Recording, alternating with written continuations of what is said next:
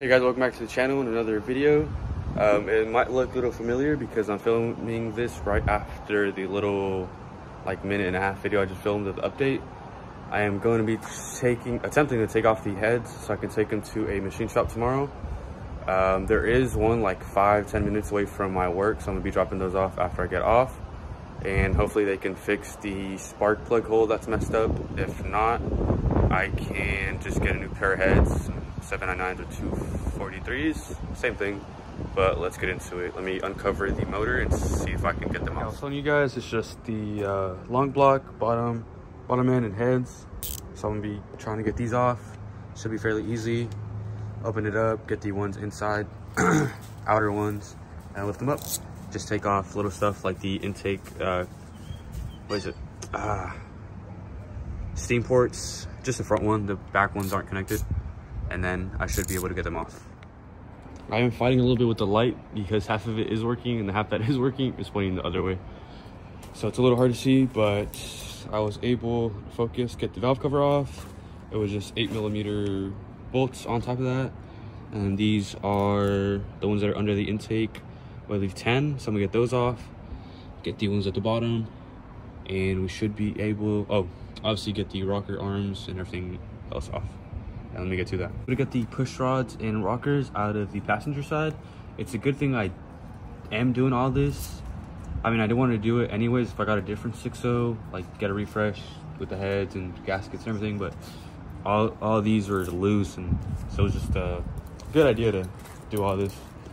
It looks pretty clean in here. I mean, obviously it's dirty, but I mean, for what miles it had, it looks pretty clean. Now I'm gonna start to get all the bolts out that are in there. I'll see what size those are, and then take out these spark plugs. So let me do that, and then I'll show you guys once I lift the head. Get the passenger head off. Took off all the bolts that were under the intake manifold, the ones inside the head, and then the ones at the bottom of the head. It's a 15mm. The ones on top are a 10. It looks pretty typical for pretty high mileage LS.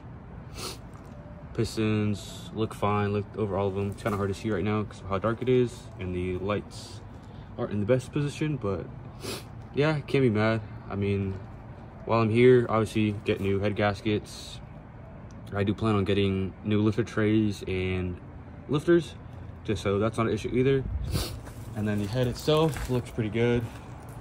I'm gonna focus underneath. I'll show you guys under in a second, but for the most part, it looks fine. I'm gonna get these spark plugs out and then get on to getting off the driver's side head. So got everything off of that head. Spark plugs are off. I mean, they look normal on a high mileage. I'm sure they never got around to changing them, but otherwise they look good.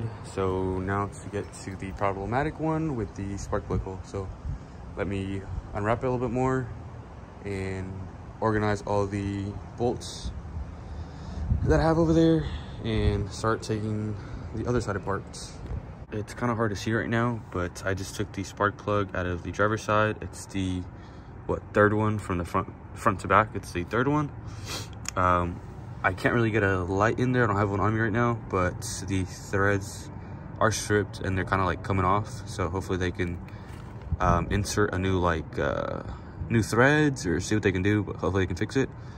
I'll probably show you guys tomorrow when there's light and see if I can get a light and show you guys in there. But yeah, there's one more head bolt. I just wanted to get these spark plugs off before I see off the head. It just seemed a lot easier that way. So yeah, let me get to it.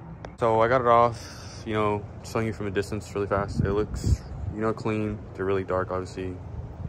It's fine. Get it cleaned up.